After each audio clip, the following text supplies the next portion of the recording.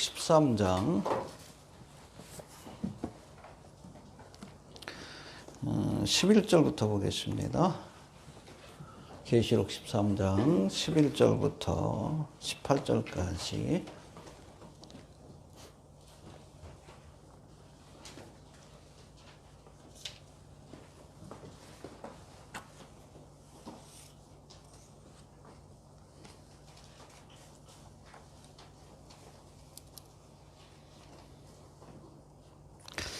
한 절씩 교독합니다. 내가 보매 또 다른 짐승이 땅에서 올라오니 새끼 양같이 두 뿔이 있고 용처럼 말하더라. 그가 먼저 나온 짐승의 모든 권세를 땅에서 행하고 땅과 땅에 거하는 종들로 처음 짐승에게 경배하게 하니 곧 주게 되었던 상처가 나은 자니라. 큰 이적을 행하되 심지어 사람들 앞에서 불이 하늘로부터 땅에 내려오게 하고 짐승 앞에서 가져가 이적을 행함으로 땅에 거하는 자들을 미혹하며 땅에 거하는 자들에게 이르기를 칼에서 사였다가 살아난 짐승을 위하여 우상을 만들라 하더라. 저가 권세를 받아 그 짐승의 우상에게 생기를 주어 그 짐승의 우상으로 말하게 하고 또 짐승의 우상에게 경배하지 아니하는 자는 몇이든지 다 죽이게 하더라. 저가 모든 자, 곧 작은 자나 큰 자나 부자나 빈궁한 자나 자유한 자나 물로 그 오른손이나 이마에 표를 받게 하고 누구든지 이 표를 가진 자 외에는 매매를 못하게 하니 이 표는 곧 짐승의 이름이나 그 이름의 수라.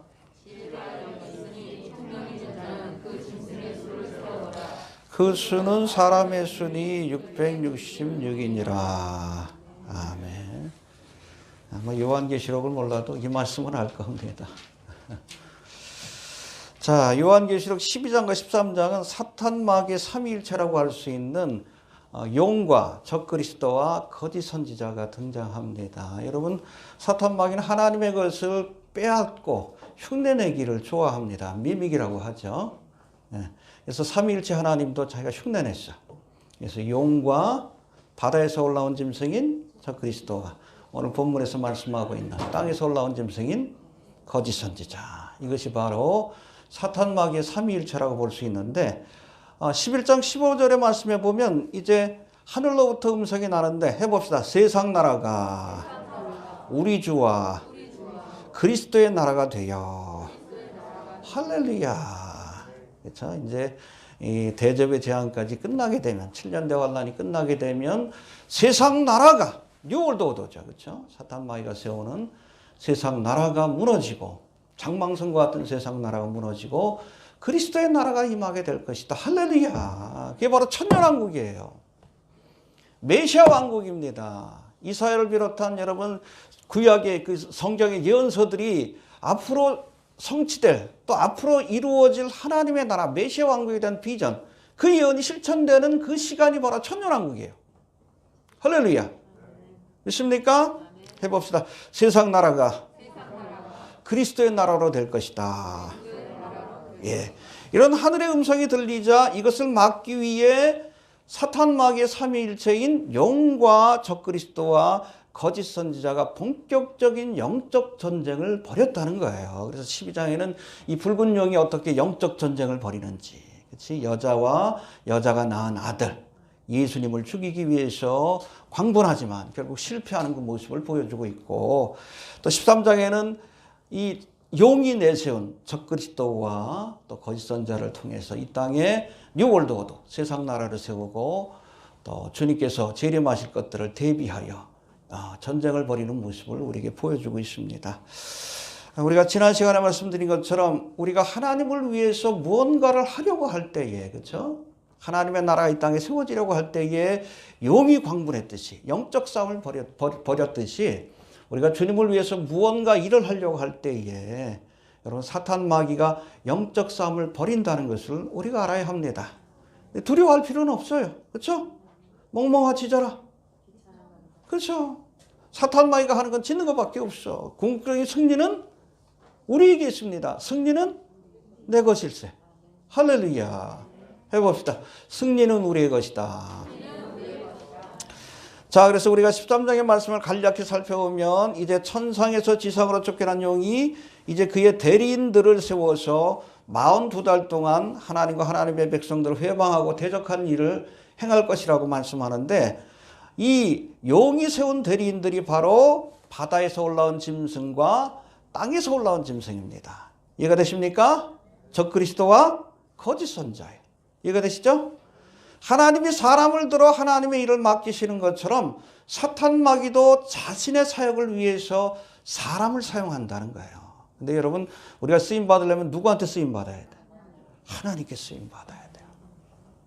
적그리스도와 여러분 거짓 선자처럼, 그렇죠?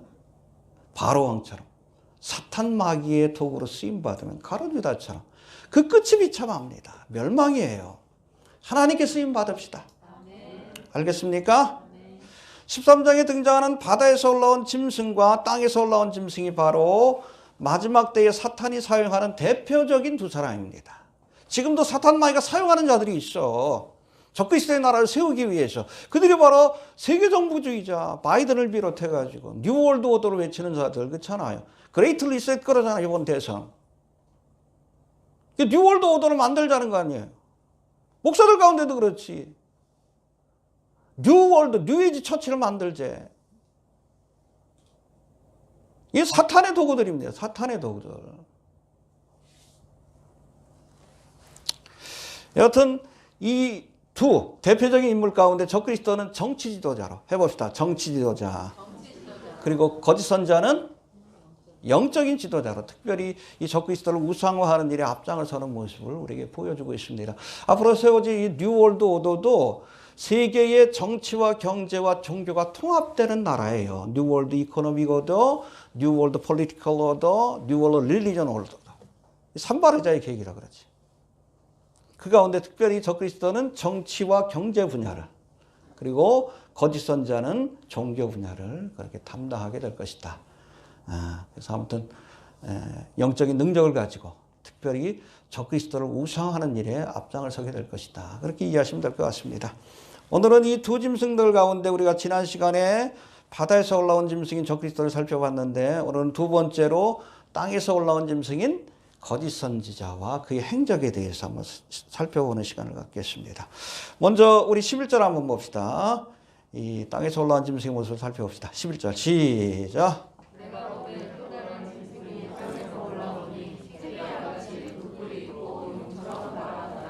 예, 첫 번째 짐승 어디에서 올라왔어요? 바다. 첫 번째 짐승 바다에서 올라왔다 그랬고, 두 번째는 예, 바다가 뭘 상징해요? 우리 17장 15절에 보니까 이 물, 이 바다는 그렇죠? 세상 모두를 상징해요. 열방들. 알겠습니까? 그러니까 여러분, 적그리스도가 바다에서 올라왔다는 것은 세계 대통령으로 군림한다는 거예요.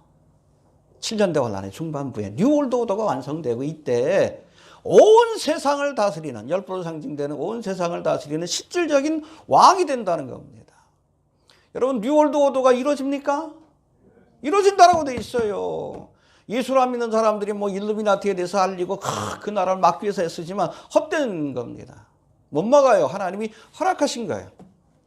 그러나 그 기간은 저들이 꿈꾸듯이 밀레니얼 프로젝트가 아니라 3년 반에 불과하다고 하나님께서 제한하셨어요. 한계를 정하신 거예요. 한계를 정하셨지만 하나님 허락하십니다. 심판하기 위해서 이 세상 나라가 세워지는 것, 바다에서 짐승이 올라오도록, 적그리스도가 등장하도록 하나님께서 허락하십니다. 알겠습니까? 그 다음 두 번째 짐승은 어디에서 올라왔다고요? 해봅시다. 땅에서 올라왔다. 그 다음 이 땅이 뭘 상징하는지 두 가지 해석이 있습니다. 두 가지 해석. 뭐가 맞는다라고 하기는 좀 그런데, 첫 번째는 이 땅을 이스라엘이 허락된 가나안 땅으로 보는 해석입니다. 여러분, 구약에도 보면 땅에 대한 말씀들이 많이 나오는데 100% 가나안 땅을 의미해요. 이해가 됩니까? 바다가 이방 나라 전체를 상징한다면 땅은 이스라엘을 상징한다는 거예요.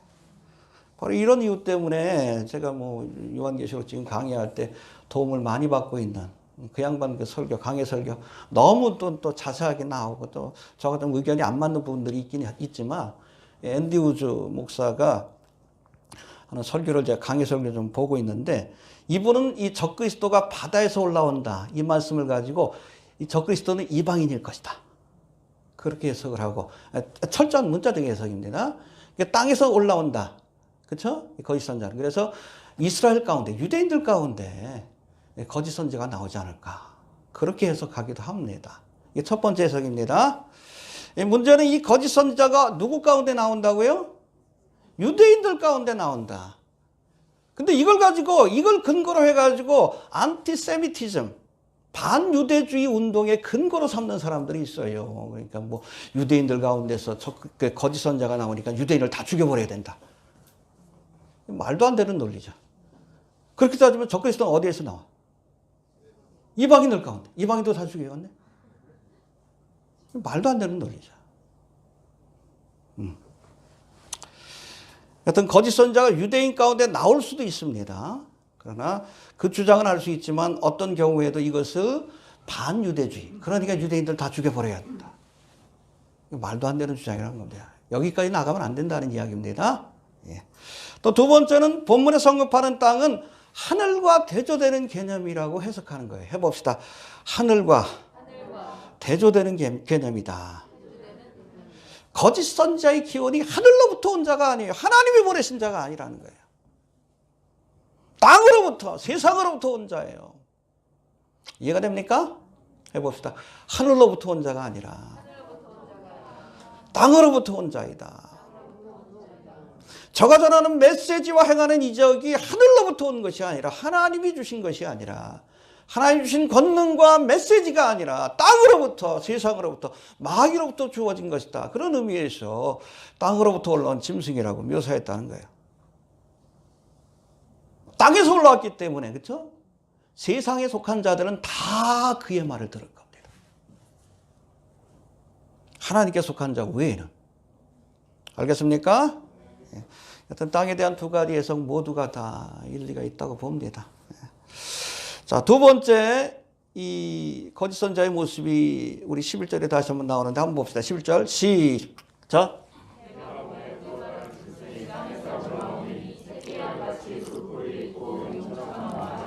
예, 앞에 보니까 땅에서 올라왔다고 그랬고, 두 번째 보니까 구체적인 모습이 해봅시다. 새끼양같이 두 뿔이 있고 용처럼 말했다. 예, 여러분 바다에서 올라온 짐승 뿔이 몇 개예요? 10뿔이죠, 10뿔. 뿔이 10개. 1절에 나와 있잖아요. 근데 여기 11절에 보니까 땅에서 올라온 짐승은 2개예요. 여러분, 뿔은 권세와 능력을 상징합니다. 파워를 상징해요. 이 거짓 선자의 뿔이 둘인 것을 보면 거짓 선자는 첫 번째 짐승인 적그리스도의 권세보다는 약한 권세, 어찌 보면 적그리스도의 밑에서 일하는 사역자라는 것을 우리가 알 수 있습니다. 이해가 됩니까? 이로 묘사되는 우리 말씀을 보면 이 거짓 선자는 적그리스도로부터 권세를 받아서 적그리스도를 우상화하는 일에 앞장을 서는 모습을 우리에게 보여주고 있습니다. 구체적인 건 뒤에서 살펴봅시다. 그리고 또 보니까 11절 다시 봅시다. 시작.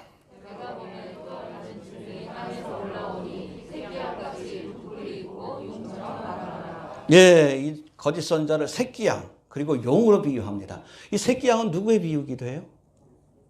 보라, 세상 죄를 지고 가는 하나님의 어린 양이로다. 겉으로 보기엔 하나님의 어린 양 같아. 그렇죠? 근데 말하는 건 용의 말을 해. 혓바닥이 쫙 갈라지. 교묘한 뱀의 말로 사람들을 천동하고 미혹하는 거예요. 겉모습에 속으면 안 돼요. 겉모습은 새끼양 같아. 예수님 같아. 예수님 같아. 어? 그 유대인 가운데 나오면 또 그럴 거 아니에요. 더 그럴 거 아니에요. 근데 말하는 걸 보면 용의 말을 해. 뱀의 말을 해. 뱀. 얼마나 간사합니까? 기묘하고. 해봅시다. 겉모습에 속지 마라. 마태복음 7장 15절에서도 예수님이 거짓 선자들을 삼가라. 양의 옷을 입고 너희에게 나아가나. 실상은 속은 노력하는 일이다. 늑대다. 조심해야 합니다. 사탄 마귀도 광명한 천사의 모습으로 우리에게 나타나요. 뿔 달고 나타나는 거 아니요. 아름다운 모습으로 나타납니다. 마귀가 우리에게 접근할 때. 그 겉모습에 속으면 안 되는 거예요. 해봅시다. 겉모습에 속지 마라. 한국교회 안에도 양의 옷을 입은 이리와 같은 거짓 선자들이 얼마나 많은지 몰라. 코로나가 가져온 새로운 세계 질서에 적응하기 위해서 우리가 오프라인 교회를 지향하고 온라인 예배, 온라인 교회로 나아가야 합니다. 이것이 제2의 종교개혁입니다. 그럴듯하죠. 이게 뱀의 언어예요. 결국엔 교회 문 닫자는 얘기예요. 그 영상 보면은 여러분 순복음교회 앞에서 다 마치 바벨탑을 쳐다보는 것처럼 저거 빨리 무너져야지. 그런 장면이 나와요. 그 영상에. 이재철 목사가 만든 영상에. 교회가 무너져야 된다는 얘기예요. 오프라인 교회들이 다 무너지고 온라인 예배로 바뀌어야 된다. 그럼 누가 여러분 목사가 되겠어? AI가 목사가 되는 거예요. 이게 새로운 시대에 적응되는 교회래. 뉴에이지 처치래. 그렇잖아요. 겉모습 보면 그럴듯해. 목소리도 그냥 근사하고. 고은하 권사 뭐 동생이가 그렇잖아요. 이재철 목사. 근데 말하는 거 보면 뱀의 혀예요. 얼마나 교묘한지 몰라. 언뜻 들으면 맞는 것 같아. 하다가 넘어가는 거예요. 뱀이 하와를 미혹하듯이 미혹합니다. 결국에는 저는 교회를 무너뜨리자는 얘기요. 새끼 양의 모습을 한 여러분 거짓 선지자입니다. 양의 탈을 쓴 일이에요. 용의 말을 하고 있잖아요. 뱀의 말을. 이뿐 아니라 여러분 이동건 목사는 그 미국에서 목회할 때 B 시리즈라는 살라 시리즈라는 책을 내가 유명해졌어요. 원래는 워렌 위어스비가 쓴 B 시리즈라는 강의 설교 그대로 갖다 베낀 거예요. 근데 그거 하고 나서 유명해지고 나니까 그 네임 레벨 가지고 분당에다 교회를 세워가지고 큰 교회를 했지. 돈만 갖다 대면 뭐 이름도 있겠다. 그런 때까지 몰리죠. 이주하는 교인들이. 그러고 나서 조금 일찍 은퇴했어요. 내막이 있긴 하지만. 근데 그 다음부터 뭘 전해? 관상 기도를 전해요.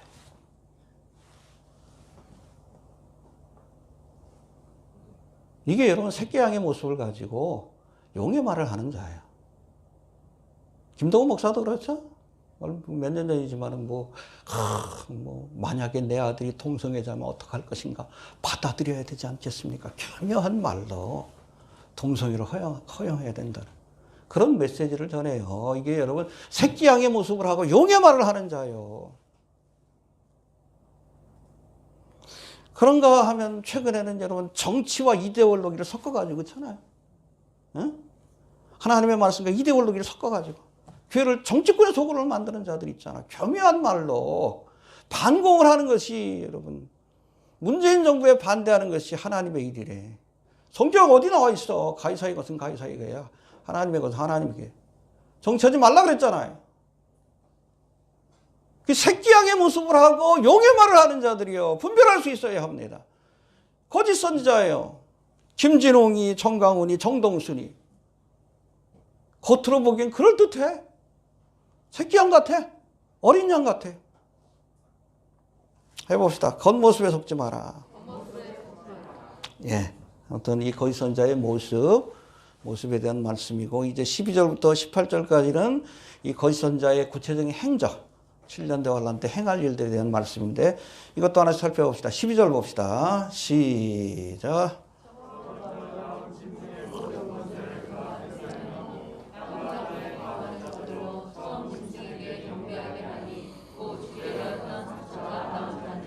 예, 먼저 나온 짐승의 모든 권세를 그 앞에 행하고, 그러니까 여러분 적그리스도로부터 권세를 받아서 그것을 이행하는 자입니다. 알겠습니까? 실제적으로 앞에 나가서 1절에 보면 적그리스도는 용에게 권세를 받았고, 이 거짓 선자는 적그리스도에게 그 권세를 받아서 행한다라고 이렇게 말씀하고 있습니다. 한마디로 적그리스도가 올 길을 예비하고 또 적그리스도를 우상화시키는 일에 앞장서는 자예요. 마치 세례 요한이 예수님이 오실 길을 예비한 것처럼, 또 예수님이 떠나간 뒤에 보혜사 성령께서 예수님을 증거한 것처럼 그런 사명을 감당하는 자가 바로 거짓 선지자다. 그렇게 이해하시면 될 것 같습니다. 특별히 이 거짓 선지자는 오늘 뒤에 말씀해 보니까 사람들로 하여금 저를 경배하도록 이끌 것이다 라고 이렇게 말씀하고 있습니다. 그러니까 그리스도를 우상화하는 일에 앞장을 서게 될 겁니다. 알겠습니까? 여러분 2차 대전 당시에 독일 나치 정권이 2차 대전이 일으킬 당시 히틀러 옆에서 제3제국의 선전장관을 지냈던 아주 유명한 사람이 있어요. 누구예요? 프로파간다 하면 꼭 나오는 괴벨스예요. 괴벨스. 아니 그 직함 자체가 선전장관이에요. 선전하고 선동하는 거. 군중들을 선동해서 누구를 히틀러로 추종하게 하고 전쟁터에 나가게 하고 그 일을 괴벨스가 했어요. 그러니까 히틀러가 적그리스도라면 괴벨스는 여러분 거짓 선자와 같은 그런 역할을 한 인물이다라고 보시면 됩니다. 알겠습니까? 그래서 괴벨스 개인적으로도 히틀러의 하나의 추종자예요. 그래서 이 히틀러를 우상화하는 일에 앞장을 섰다고 합니다. 앞으로 거짓 선지자가 이 괴벨스와 마찬가지로 적그리스도를 우상화하고 사람들로 하여금 이 적그리스도를 따르도록 그렇게 인도하는 역할을 하게 될 겁니다. 자, 두 번째 우리 13절 14절 봅시다. 13절 14절 시작.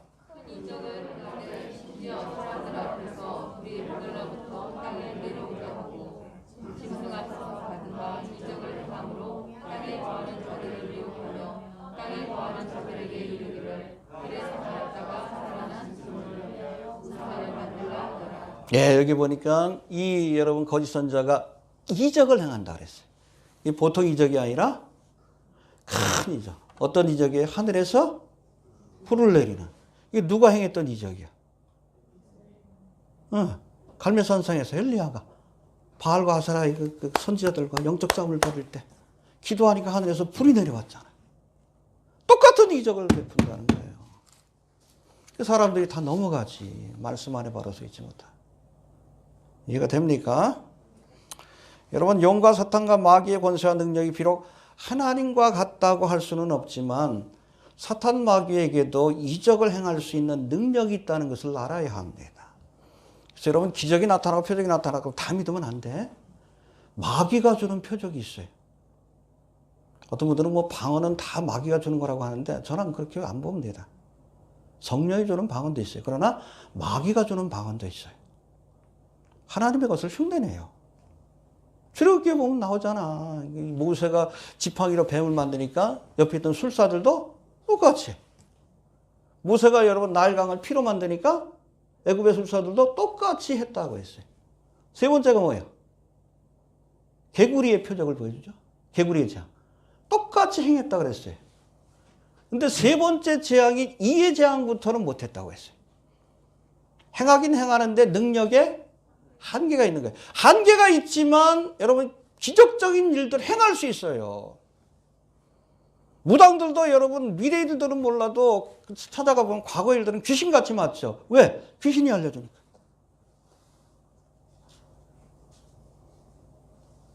가짜도 있지만 실제로 작두 위에서 이렇게 막 뛰기도 해요. 멀쩡해서 뛰는 거 아니에요. 귀신이 하는 거지. 그래서 우리가 영이라고 다 믿으면 안 돼. 우리 요한일서 4장 1절에 나오잖아요. 사랑하는 자들아 영을 다 믿지 말고 영적인 현상이 나타난다고. 이거 다 성령의 역사라고 착각하지 말라는 거예요. 미혹의 영이 역사할 수 있다는 거예요. 다 믿지 말고 오직 영들이 하나님께 속하였나 시험하라. 테스트해봐라. 이게 성령의 역사인지 미혹의 영이 역사하는 건지 쿤달리니 영이 역사하는지. 신사도 운동 보면 그렇잖아. 성령의 역사가 아니에요. 팍 쓰러지고 뭐 금가루가 생긴다 그러고. 여러분 성령 하나님께서 할 일이 없어서 그거 합니까? 예? 아말감이 근림발로 변한대. 성령 하나님이란 새 이빨을 주시지. 그렇죠?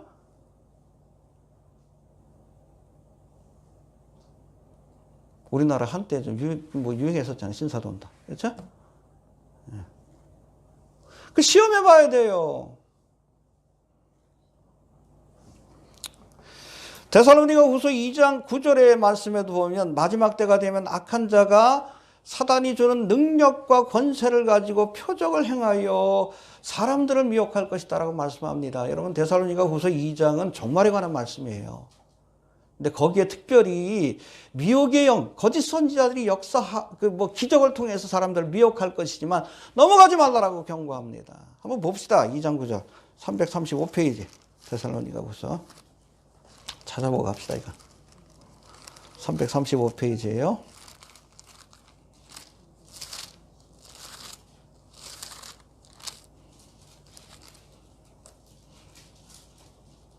(9절부터) 한번 봅시다. 그 전에 그 마지막 때 배도하는 일이 있을 것이고 멸망의 아들이 나타날 것이고 종말에 관한 말씀인데, 이어지는 말씀에서 9절에 뭐라고 합니까? 시작. 악한 자의 이 마음은 사단의 역사를 따라 불의의 모든 속임으로 멸망하는 자들에게 이 말이니, 이는 저희가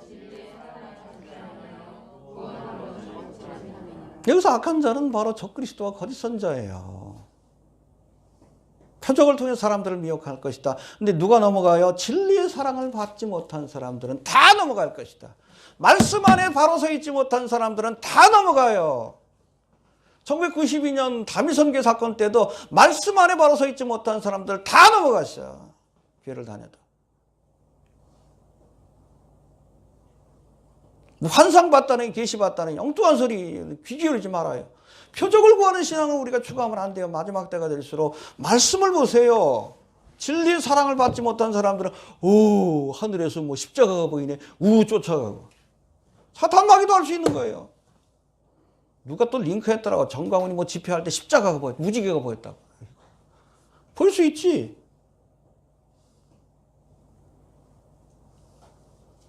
말씀으로 우리가 모든 것들을 분별해야 돼요. 마지막 때가 될수록 제가 늘 얘기하잖아. 저도 영적 체험이 없는 사람이 아니에요. 그러나 강조하지 않습니다. 은사를 강조하지 않아요. 미혹의 통로가 될 수 있기 때문에. 열심히 안 믿어도 잘 믿으면, 우리가 바르게 믿으면 구원받아. 아무리 여러분 열심히 믿어도, 그렇죠? 영적인 체험을 하고 매일같이 환상 계시를 봐도 말씀에 근거하지 않으면 지옥 가는 거예요. 분별하세요. 표적을 구하는 신앙이 아니라 십자가에도 말씀을 구하는 신앙이 돼야 돼. 알겠습니까? 유대인은 표적을 구하고 헬라인은 지혜를 구하고 철학을 구하나. 우리는 십자가에도만 전한다. 우리의 믿음이 십자가에도 복음과 말씀 위에 기초해야 된다는 거예요. 그렇지 않은 사람은 다 넘어가. 오, 대단하네. 응? 엘리야 선지자인가? 저분이 소개하는 분이 정말 예수님이신가? 메시아인가? 다 넘어가는 거예요. 말씀이 없으니까. 말씀 안에 바로 섭시다. 알겠습니까? 특별히 마지막 때가 될수록. 자, 그리고 이 거짓 선자가 적그리스도의 우상을 만들어 섬기게 할 것이다라고 말씀합니다. 14절 15절을 봅시다. 14절 15절 시작.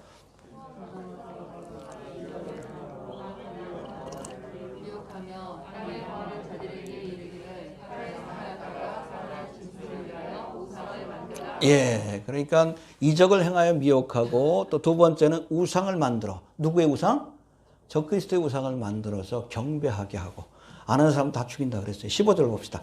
시작.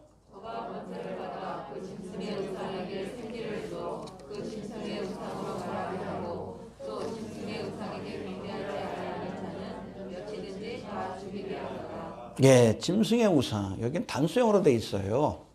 세계 곳곳에 세우는 것이 아니라 한 군데에 세웁니다. 어디에 세우죠? 멸망에 가증한 것이 거룩한 곳. 이 멸망에 가증한 것이 그 우상이에요. 그날이 가까운 줄로 알라. 본격적인 환란이 시작될 것이다. 성전에도 자기 우상을 세우고 본격적으로 우상화시키는 작업을 하는데, 그 누가 해요? 거짓 선지자가. 그 유대인이 될 수도 있다는 생각이 들어. 그렇죠? 제사장 반열에 있는 사람이라든지, 그렇죠? 그럴 수도 있겠다는 생각이 들어요. 그렇죠? 여러분, 다니엘 11장 31절에 보면 헬라의 북방왕 셀루쿠스 왕조의 안티오쿠스 에피파네스가 사실은 성전에다가 우상을 세운 적이 있어요. 종말의 사건이 된 예표적 사건인데, 근데 이때는 누구의 우상을 세웠어요? 자기 우상이 아니라 제우스의 우상을 세우고, 잖아요. 유대인들로 하여금 제우스 신에게. 헬라화를 가속화시키는 정책을 펼쳤습니다. 그 제사를 지낼 때도 돼지 피로 지내라고. 마카비 혁명이 일어났지. 그래서. 그런데 여러분 7년 대환란 때는 제우스의 우상이 아니라 자기 우상을 세워요. 적그리스도가. 자기 우상을 세우고 누구든지 이 우상에게 경배하지 않으면 다 죽여버리는. 그러니까 여러분 뉴월드 오더가 올 때 초반기에는 세계 모든 종교가 통합이 돼서 종교의 자유가 어느 정도 허용이 됩니다. 근데 이 중간기가 오면 이때는 여러분 적그리스도만 섬겨야 돼. 안 그러면 다 죽여버리는 거예요. 종교 통합에 앞장섰던 여러분 음녀 바벨론이 처참하게 여러분 7년 대환란의 중반부 때 열불에 의해서 멸망의 길을 가는 것도 이것 때문에 그래요. 더 이상 종교가 필요 없지. 북한과 같은 사회인데.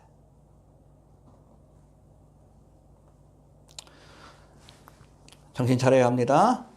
또 15절에 보면은 아주 흥미로운 말씀이 나오는데 해봅시다. 15절. 시작.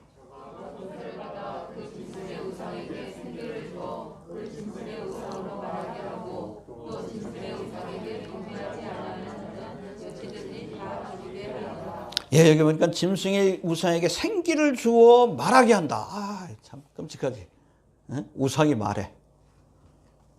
생기를 준다는 단어가 헬라어로 보면 푸뉴마라고 되어 있는데 이거는 생명을 준다는 뜻을 가진 조에라는 단어하고는 좀 구별됩니다.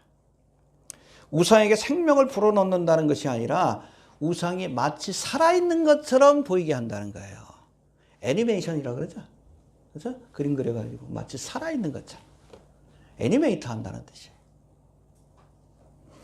아마 요즘 개발되고 있는 AI 로봇 기술이 여기에 적용될 수도 있어요. 그래서 딱 지나가면 너 거기 왜 지나가느냐. 로봇가 딱 서가지고. 그 사람에 대해서 다 할 거 아니에요. 이제 짐승의 표 다 받으면. 너 누구구나. 집안에 고민이 많겠구나. 암병은 나았느냐 그러는 거예요. 응? 한국 사람들은 한국말로. 미국 사람들은 미국말로. 가능하죠?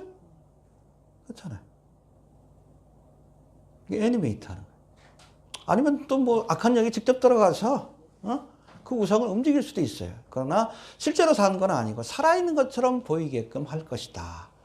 그렇게 이해하시면 될 것 같습니다. 알겠습니까? 예. 이 정도까지 되면 구원받지 못한 모든 사람들은 다 짐승을 경배하게 될 거예요. 얼마나 놀라워. 탁 지나갔는데 야 요즘 부인하고 사이가 안 좋지 그래.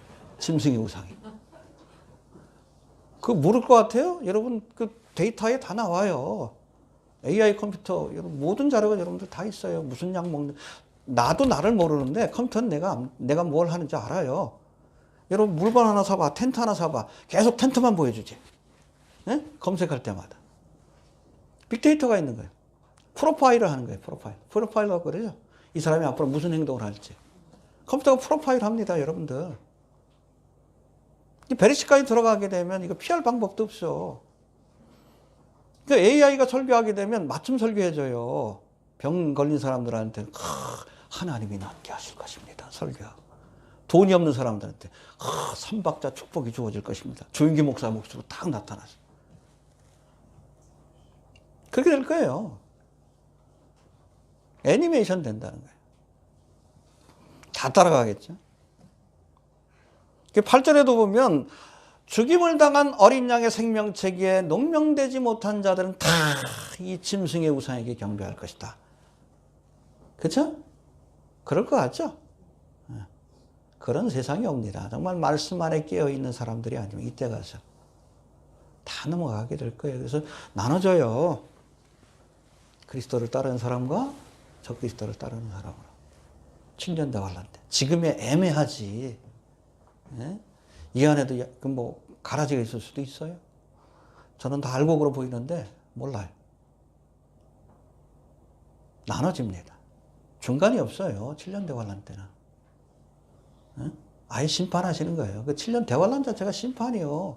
양과 염소를 나누는 심판이지. 이해되시죠? 예. 자, 그리고 짐승의 표를 강요하게 될 것이다 라고 말씀하는데 문제인 우리 짐승의 표에 대해서 살펴봅니다. 16절 17절 시작.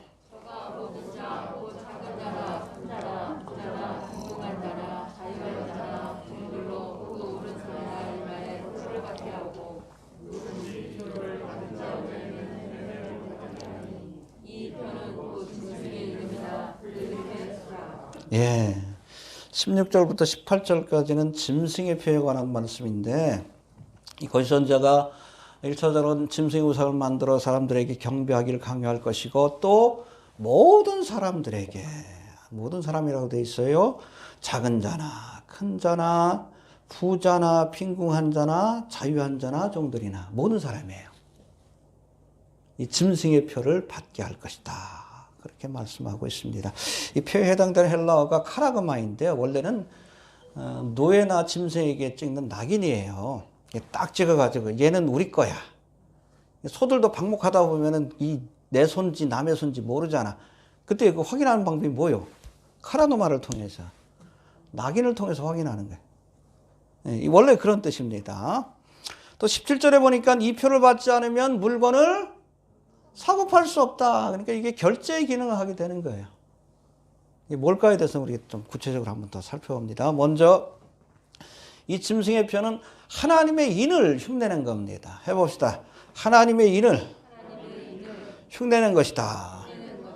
사탄 마귀는 하나님을 흉내내는 자예요. 이해가 됩니까? 우리가 7장 말씀해 본 7장 3절에 나옵니다. 하나님께서 이스라엘 가운데 택함 받은 각 지파에서 12,000명씩 14만 4천 명에게 그 이마에 인을 쳤다. 또 9장 4절에 보니까 5번째 나팔을 분 천사가 황충에게 사람들을 해야 돼. 어떤 사람을? 하나님의 인 맞지 않은 사람들을 해야 하라 그랬어요. 인 맞은 사람들 해야 하지 못합니다. 이 말씀에서 알 수 있듯이 하나님의 인은 이 인을 맞은 자가 누구에게 속했다? 하나님의 소유라는 뜻이에요. 이런 하나님의 인, 하나님의 소유라는 뜻에서 인을 치시는데 그걸 흉내낸 것이 바로 마크 오브 더 비스트, 짐승의 표라는 겁니다. 짐승에게 속한 자임을 드러내기 위해서. 그러니까 이거 받으면 지옥 가는 거예요. 짐승에게 속했으니까 짐승 가는 데 가야지. 지옥 가야지. 그렇죠? 하나님의 인을 맞은 사람은 하나님께 속했으니까 하나님 계신 곳 가야지. 천국 가야지. 간단하죠? 그러니까 여러분 7년 대화할 때 쫙 나눠지는 거예요. 중간이 없어요. 어중간하면 안 됩니다. 다 지옥 가요. 이해가 됩니까? 한 가지 짐승의 표가 하나님의 인과 다른 점이 있다면 하나님의 인은 영적인 표식이에요. 눈에 보이는 게 아닙니다. 영적인 존재만 보는 거예요. 황충도 영적인 존재니까 본 거예요. 보다가. 눈에 보이는 게 아니에요. 근데 사탄 마귀는 그건 못하잖아. 이거는 물질적인 겁니다. 마크. 이 마크는 짐승의 표는. 하나님의 것을 흉내낸 거예요. 실질적인 표입니다. 물질적인 표예요.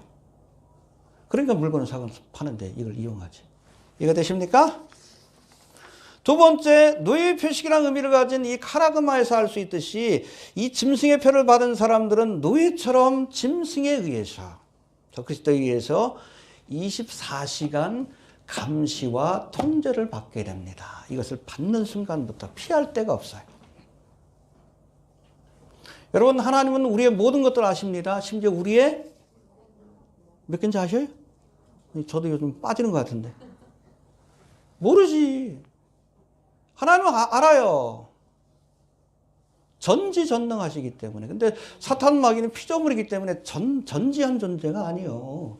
근데 모든 사람들을 다 관리하려면, 일거수일투족을 관리하려면 어떻게? 추적장치를 붙일 수밖에 없는 거예요. 이해가 됩니까? 자기는 피조물이기 때문에 하나님의 전지하심을 흉내내려면, 그렇잖아. 한 사람 한 사람 다 관리하려면 추적장치를 붙일 수밖에 없지. 이해가 됩니까? 또 17절에 보면 누구든지 이 표를 가진 자 외에는 매매를 못하게 하니, 해봅시다. 매매를 못하게 한다.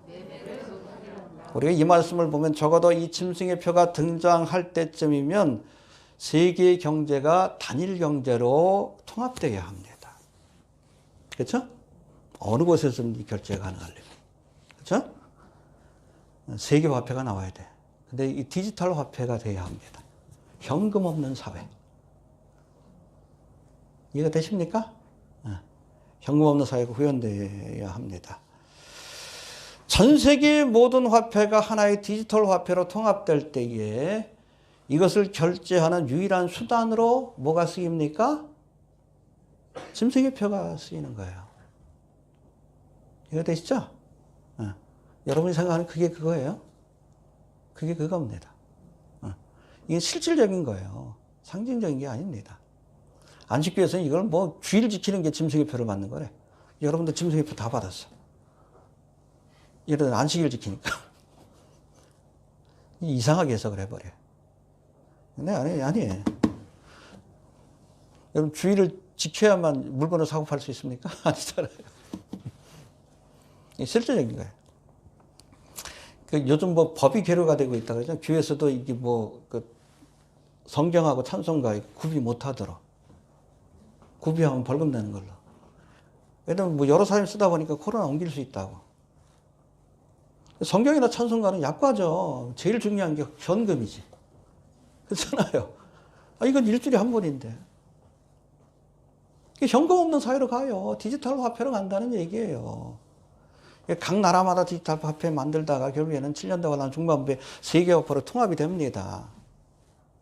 물건을 사고 팔려면 이것밖에 없어. 이것밖에. 수단이 이것밖에 없어요. 유일한 화폐고 그 결제 수단은 이것밖에 없어. 받지 않으면 물건을 사고 팔 수 없어요. 굶어 죽든지 아니면 땅굴 파고 들어가든지 해야 돼. 아니면 보수락으로 피하든지. 그 방법밖에 없어요. 살아남는 방법. 3년 반 동안 어떻게 안 먹고 살아. 그렇잖아요. 또 붙들리면 죽는데. 그렇지? 자, 네 번째 17절에 보니까 이 표는 그 짐승의 이름이라 17절 다시 봅시다. 시작.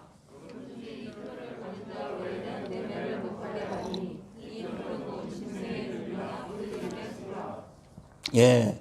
이 표가 짐승의 이름이나 그 이름의 수. 구체적으로는 666이 그 안에 들어간다는 거예요.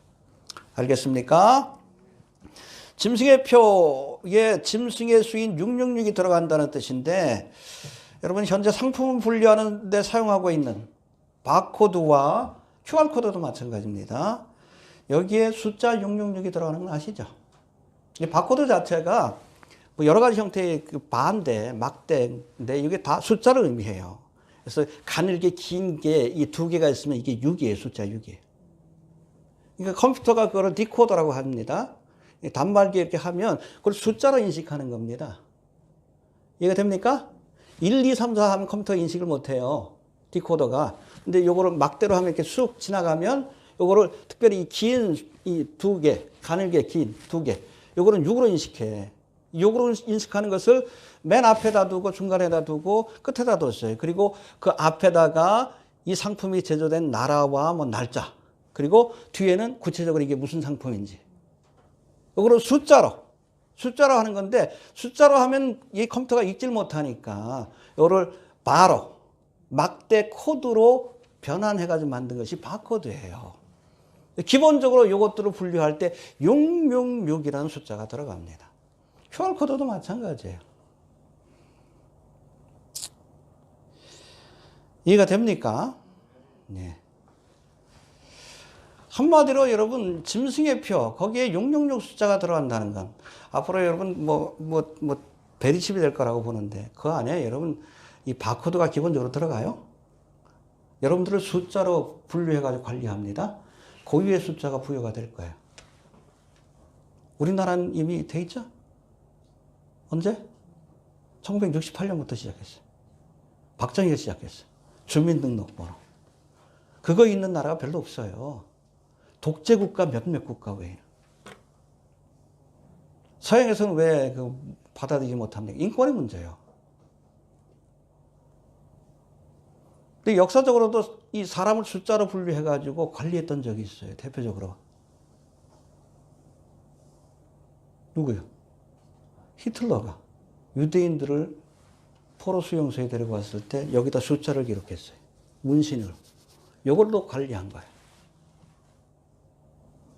이게 발달된 형태가 666.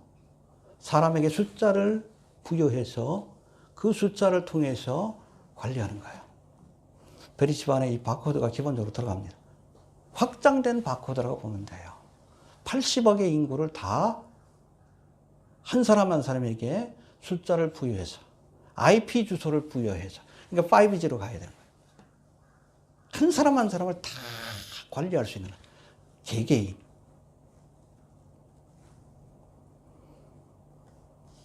이해가 되시죠? 왜 숫자가 부여되는지, 왜 666 그 숫자가 들어가는지, 그걸로 사람을 관리하는 겁니다. 주민등록등록이 주민등록증이 처음 시작된 이유 아시죠? 뭐예요? 김신조 때. 김신조가 뭐 청와대 넘어와가지고 무장공비대. 그래가지고 그 박정희 뭐 목 단다 그래가지고 혼난 적이 있어요. 근데 이 사람이 국군인지 아니면 인민군인지 확인할 방법이 없어. 그래서 전 국민들한테 이 박정희가 지가 살라고 주민등록증을 다 받게 했어요. 그래서 이게 북한 사람인지 한국 사람인지 확인해 보려고. 독재의 유산입니다. 7년 다환란 때도 이 적그리스도가 독재자 아니야. 모든 사람들에게 숫자를 부여하되 분류가 666으로 되는 거예요. 바코드처럼.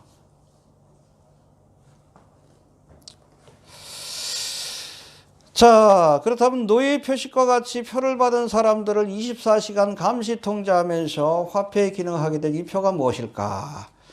지금까지 여러 의견들이 있어 왔지만 역사적으로 최근에는 세계 정부주의자들이 이미 개발을 끝내고 50년 전에 개발됐습니다. 근데 희한하게 칼 샌더스가 개발했죠. 아직까지 그 기본 형태가 안 바뀌었어요. 완성품이라는 얘기예요. FRDA요. 미국의 FRD인가요? 거기에 FDA인가요? 승인을 받은 건 그 베리칩이 유일합니다. 인체 삽입형 RFID 칩이에요. 이 베리칩이 바로 짐승의 표로 쓰여질 것이라는 의견이 지배적입니다. 신체의 온도 변화로 충전이 되는 리튬 전지. 그래서 여러분 RFID 칩도 두 가지 종류의 능동형과 수동형이 있어요. 그 차이점은 배터리가 들어가느냐 안 들어가느냐.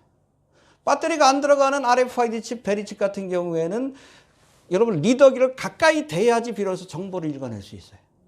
뭐 소라든지 돼지라든지 이런 게 들어가는 게 그게 수동형이에요. 그러나 배터리가 들어가는 거, 리튬 전지가 들어가는 능동용 RFID 칩은 이거는 여러분 인터넷을 통해서 5G망을 통해서 수시로 정보를 주고받을 수 있어요. 컴퓨터를 통해서 수시로 그 사람을 관리할 수 있어요. 어디에 갔고 이 사람이 뭐 뭘 먹었고 다 나오잖아. 이거 뭐 기록 보면 수시로 정보를 주고받을 수 있어요. 정보를 줄 수도 있어요. 얘 죽여라 그러면 죽일 수도 있어요. 그 안에 여러분 독극물령을 넣고 완벽한 통제 감시의 사회죠. 리튬 전지가 내장된 칩 안에 근데 여러분 이 리튬 전지 같은 경우에는 신체의 온도 변화로 충전이 됩니다. 그래서 우리의 신체 가운데서 가장 온도 변화가 많은 곳에 이것을 삽입해야 제대로 작동해. 그래서 수백만 달러를 주고선 뭐 빌드버그 클럽에 나옵니다. 우리 신체 가운데 가장 온도 변화가 심한 것이 어딘가 두 군데가 나왔어요. 오른손과 이마입니다. 빌드버그 클럽 책에 나와요. 요한계시록 강의도 아닌데 나와요. 오른손과 이마래. 왜 거기다 놓는지 알겠죠? 그래야 제대로 작동하는 거예요.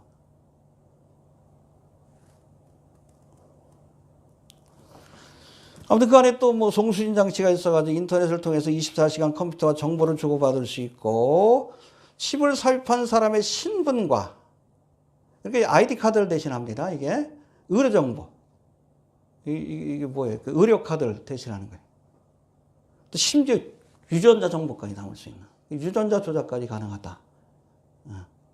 그렇게 얘기를 합니다. 또 현금 없는 사회가 되면 궁극적인 결제 수단이 돼. 그렇죠? 안면 인식하지만 이것도 복제가 가능하잖아. 3D 컴퓨터로, 프린터로. 그거 어떻게 해야 돼? 이게 전자결제 보안 장치를 하나 더 넣어야 돼. 여기다가. 그럼 안면 인식으로 결제해도 이중으로 여러분 인정을 하니까 이거 복제하기가 힘들지 거의. 그렇게 갈 겁니다. 이거 되십니까? 예. 이 베리칩이 짐승의 표로 쓰여질 것이라고 이렇게 보고 있습니다. 앞서 말씀드린 것처럼 베리칩은 언제 개발됐어요? 최근이 아니에요. 70년대 초반에 개발이 됐습니다. 칼 샌더스가 CIA 의뢰를 받고 개발을 했는데 사실 개발된 당시에 이 칼 샌더스는 그 전자공학 박사인가 그런데 당시에는 예수를 안 믿었어요. 근데 나중에 이걸 개발하고 나서 교회를 다니면서 예수를 믿고 나서 성경을 보다 보니까 13장의 말씀을 보고 깜짝 놀란 거예요. 야, 내가 짐승의 표를 개발했구나. 그래서 교회마다 다니면서 간증했어요. 이게 짐승의 표로 쓰여질 겁니다. 자기가 보니까 똑같아, 이 기능이. 자기가 만든 기능하고 똑같아. 노예 표식이고, 그렇죠? 감시 추적 시스템이 있고, 그 다음에 여기 보면 결제 기능이 가능하고. 간증하러 다녔어요. 뭐 브라질에서도 간증하고. 근데 교회에서 그걸 막았어요, 목사들이. 응? 특별히 성경 예언의 문자적인 그 성취를 믿지 않는 이상한 목사들이 있죠, 신학자들. 꼭 교회 안에 사탄 마귀의 그 제자들이 있어요. 이 칼 샌더스를 막 모함했어. 가짜 박사학위를 갖고 있다. 실제로 개발하지 않았다. 이거 강연 다니면서 돈 벌고 다닌다. 그런 식으로. 우리 블로그도 가끔 그렇게 얘기하는 사람도 있어. 이 사람은 실망해가지고 그거로 사역은 안 합니다. 뭐 가짜 박사학위 그러고 뭐 한다 그러니까 아예 그게 뭐 자기가 갖고 있는 그 학위 증명서라든지 개발한 뭐 그런 것까지 다 공개를 했어요, 인터넷에. 근데 지금도 여러분 이 칼 샌더스가 가짜라고 생각하는 사람들이 있어. 이쪽에서 저거 퍼뜨린 가짜 정보예요. 교회 안에 있는 사탄 마귀의 제자들이 있어요. 아무튼 개발자 입장에서도 자신이 만든 베리칩이 짐승의 표라고 이야기할 만큼 유사하다는 거예요. 이해가 됩니까? 왜 얘네들이 베리칩을 벌써 50년 전에 개발된 건데 아직도 그거 그냥 그거 버티려고 애쓰잖아. 그렇죠? 그게 완성품이라고 보는 거예요. 왜냐하면 핵심은 여러분 모든 RFID 칩 같은 경우에 심지어는 이렇게 문신 형태로 이렇게 붙이는 것도 있어. 근데 그게 문제점이 뭐냐면 배터리 충전이 안 되는 거예요. 몸에 삽입하면서 충전되는 것은 베리칩밖에 없어요. 앞으로 짐승의 표가 나온다 할지라도 여기에서 형태가 그렇게 많이 변하지는 않을 겁니다. 기본적인 기술이 들어갈 거예요. 여튼 여러분 베리칩이 짐승의 표라고 단정하지는 못해도 이미 개발된 지 50년이 지났지만 아직도 그 기본 형태가 바뀌지 않은 베리칩이 짐승의 표로 사용될 기술이라는 점은 부인할 수 없다는 겁니다. 그래서 우리가 베리칩이 어떻게 전파되고 뭐 ID 2020 뭐 이런 것도 지금 계속 베리칩을 전파하기 위한 수단으로 이용되고 있는데 백신도 모니터링 할 필요가 있다는 겁니다. 이해가 되시죠? 예. 마지막으로 짐승의 수를 살펴봅니다. 18절 시작.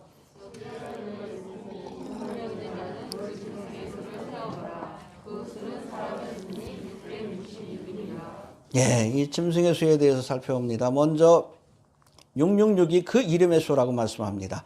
해봅시다. 그 이름의 수라. 예, 요한계시록이 쓰여질 당시에 통용되던 헬라어하고 히브리어에는 게마트리아라고 해서 각 알파벳마다 해당하는 숫자가 있습니다. 뭐 1을 의미하는 것도 있고 10을 의미하는 것도 있고 100을 의미하는 것도 있고 200을 의미하는 것도 있고. 이 본문에서 말하는 이름의 수라는 것이 장차 등장할 짐승의 이름에 이 게마트리아를 적용했을 때 숫자 666이 나온다는 거예요. 그 사람의 이름을 헬라어나 히브리어로 변환해서 게마트리아를 수비학을 동원하면 666이라는 숫자가 나온다는 겁니다. 그걸 잘 세봐라. 이해가 되십니까? 예를 들면 여러분 로마의 네로 황제 히브리 이름이 네로 가이사르예요. 네로 가이사르인데 요거를 게마트리아로 해가지고 그래서 N 같은 경우에는 50이고 R 같은 경우에는 200이고 그 다음에 O 같은 경우에는 6 이렇게 쭉 해가지고 하면 더하면 666이 나옵니다. 네로 황제도 이미 요한계시록 예언이 지나갔다고 얘기하는 사람들은 네로 황제가 적그리스도가 하는데 그건 아니고 적그리스도를 예표하는 인물 가운데 하나다. 그렇게 보시면 됩니다. 이해가 되십니까? 예. 또 사람의 수라고 말씀합니다. 해봅시다. 사람의 수라. 예. 하나님의 수는 뭐죠? 7이에요. 사람의 수는 6입니다. 하나님께서 사람을 창조할 때 며칠? 6일째. 알겠습니까? 근데 6이 3번이나 여러분이 겹쳐 있어요. 셋도 완전의 숫자인데 마지막 때에 세워질 적그리스도가 비록 바로 이 6이 세 번 겹치는 초인적인 능력을 가진 사람이다. 그런 뜻을 갖고 있습니다. 근데 여러분 6이 아무리 많아도 7을 이기지 못합니다. 그렇죠? 저 그리스도의 권세와 능력이 아무리 강해도 그리스도를 이해가 되십니까? 이길 수 없다는 것을 우리가 알아야 합니다. 여러분 게마트리아로 하면 예수수라는 단어 그게 888입니다. 888이에요. 우리 팔복이라는 말씀도 있지만 8도 하나님의 숫자 가운데 하나입니다. 재밌죠? 아무튼 666은 777, 888을 못 이깁니다. 이해가 되십니까? 예. 자, 그 다음 본문에서 사도 요한은 666으로 상징되는 짐승의 숫자를 소개하면서 해봅시다.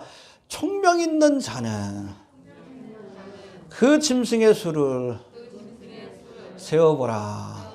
좀 대충 이렇게 해보고 어렵지도 않으니까 해보고 적그리스도인 것을 확신했으면 따라가지 말아라. 그 앞에 절하지 말아라. 짐승의 표 받지 말아라. 그 얘기예요. 알겠습니까? 요즘 인터넷을 조금만 검색해보면 666 사인을 보여주는 사람들이 많죠? 그래서 손흥민도 이러고 있고 싸이도 이러고 있고 666이죠? 레드벨벳도 이러고 그리고 종현 죽었잖아. 한 달 뒤에. 뭐 기독교 래퍼라고 하는 BY도 이러고 사진 찍고 뭐 김연아도 코카콜라 선전하면서 이러고 있잖아. 한쪽 눈에다 666과 전시회를 같이 보여줘라.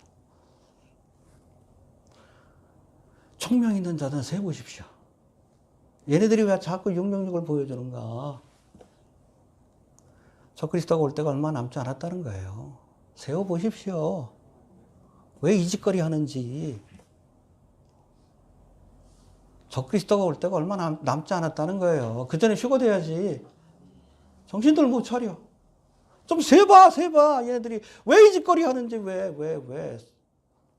연예인들마다, 유명인들마다 왜 손흥민이까지 뭐 마음의 저장 전시한 보여주고 이러고 있고, 마음의 저장이면 이렇게 해야지. 왜 이렇게 해? 그러니까 사인 안 나오는 게 여러분 그 아이돌 그룹들 거의 없어. 무대 한번 봐봐요. 한 번이든 두 번이든 꼭 나오지. 666 보여주잖아요. 좀 총명 있는 사람 세워보십시오. 네? 666 적그리스도의 도래를 기다리는 자들이에요. 아주 고사를 지내는 거예요. 빨리 적그리스도가 오기를 세워보십시오. 그걸 깨어나야 합니다. 정리합니다. 7년 대환란의 중반부에 하늘에서 쫓겨난 용이 바다에서 올라온 적그리스도와 땅에서 올라온 거짓 선지자를 동원하여 이 땅에 적그리스도의 나라를 세우고 그리스도의 나라가 세워지는 것을 방해하려 할 것입니다. 특별히 적그리스도로부터 권세를 받은 거짓 선지자는 큰 이적으로 사람들을 미혹하여 적그리스도를 섬기도록 만들고 모든 사람들에게 짐승의 표를 받도록 강요할 것입니다. 이를 거절하는 자들은 목숨을 내놓아야 하는 본격적인 핍박의 때가 찾아올 것인데 환난과 핍박 가운데서도 끝까지 믿음을 지킨 자들은 그리스도의 나라를 유업으로 얻게 될 겁니다. 알겠습니까? 늘 얘기하지만 우리 그리스도인들은 적그리스도를 기다리는 사람들이 아니에요. 신랑으로 오실 그리스도를 기다리는 사람들입니다. 4장에서 끝냅시다. 이건 남아있는 분들을 위해서 제가 설교를 남겨놓는 거고 4장으로 끝내야 합니다. 이해가 됩니까? 3장까지 보고 끝내야지. 이해가 되십니까? 잠깐 한번 기도하는 시간 갖도록 합니다. 하나님 은혜를 감사합니다. 아버지 거룩하고 복된 날 우리로 하여금 다시 한번 주의 존전에 나와